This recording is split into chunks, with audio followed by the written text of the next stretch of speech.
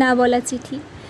জানেন তো স্যার, অতিরিক্ত কথা বলার জন্য যাদের আলাদা করে বসাতেন, আজ তারা এতটাই আলাদা, সামান্য টেক্সটে রিপ্লাই দেওয়ার সময় পায় না।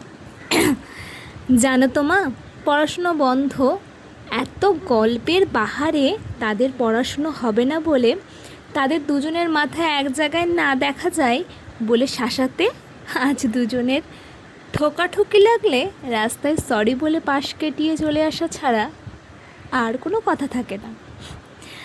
জানো তো প্রিয়, তোমার সাথে এমন কোনো কথা যা না বলে আমার খাবার হজম হয় না, এমন ছিল।